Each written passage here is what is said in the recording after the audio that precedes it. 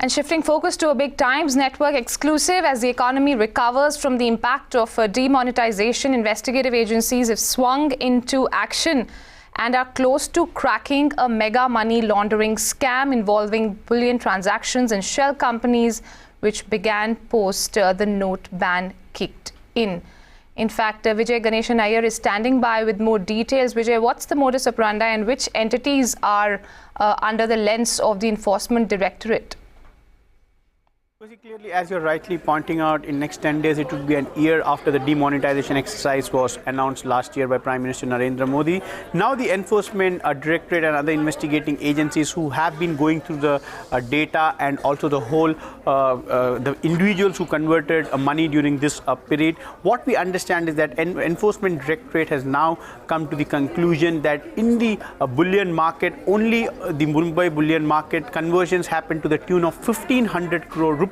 Now clearly, although this sum may be small and this is just the tip of the iceberg, but clearly what used to happen is that individuals used to go and deposit money with this bullion or gold jewelry traders, and they in turn used to convert this black money into white and issue them a check with a margin of say charging 1 to 2%. So clearly these were all paper transactions. In actual, there was no bullion transaction that happened. It was only the bullion or the jewelers who were used as middlemen for converting this black money of individuals into white. Also, what we understand is that leading politicians and businessmen's names have cropped up who use this bullion market as front for converting the money, although we are not putting out the name at this point of time because clearly the investigations are still on, and clearly Enforcement Directorate also wants to ensure that it doesn't hamper the investigations. But clearly this investigations going forward would only pan-India investigations. We are only talking about the Mumbai bullion market, although Mumbai bullion market constitutes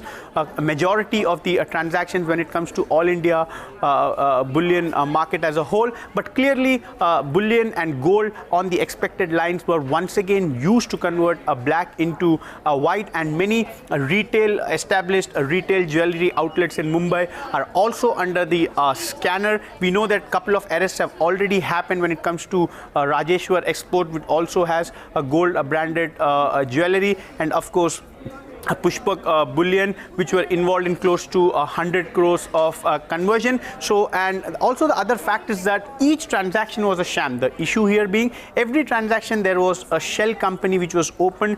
Around 250 to 300 shell companies were opened cumulatively for these conversions, and perhaps on the expected lines a housemaid or a driver were being made a director for just a payment of 10,000. So clearly Enforcement Directorate to begin with has unearthed the money trail of close to 1,500 crores which were converted from black into white just using the bullion and jewelry market.